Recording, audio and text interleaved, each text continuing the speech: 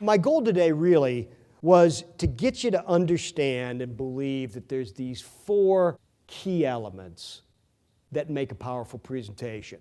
And that if you miss these 4, what you end up doing is just having a conversation. You talk about things, you inform people of things, but it doesn't create a presentation that works with the way we know the human mind works and the way we know people make decisions.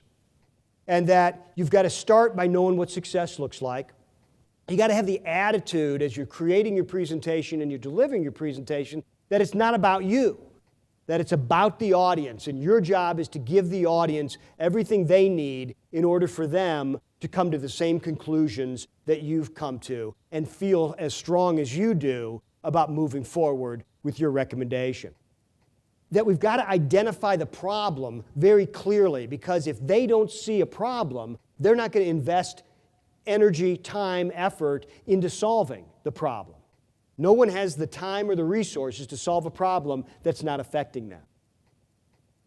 In a lot of cases, you'll have spent a lot of time with 1 or 2 of these people identifying that problem, but there might be 3 or 4 other people in the room for your presentation that haven't been involved in that.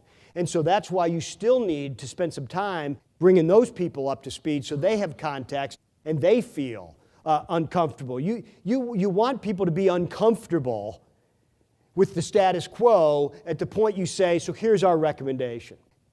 The other reason that's important is that everybody that came into that meeting rushed into that meeting with something else on their mind, and they're going to leave that meeting to go do something else.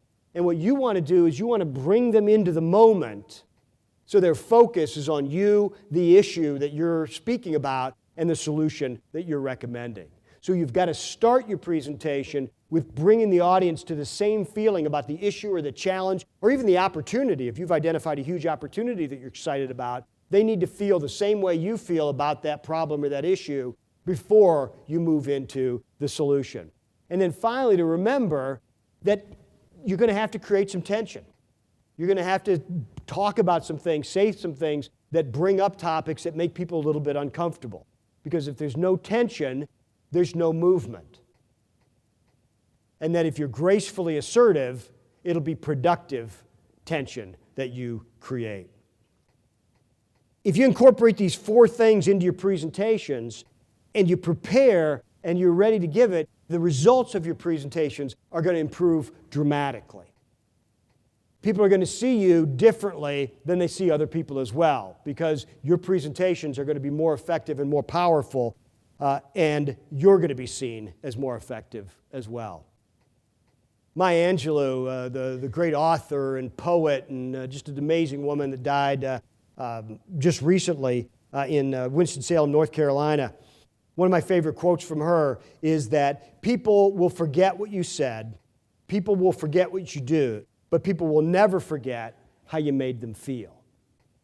And that's the real key, that's the secret to a powerful presentation, is it's the transfer of emotions supported by data and logic.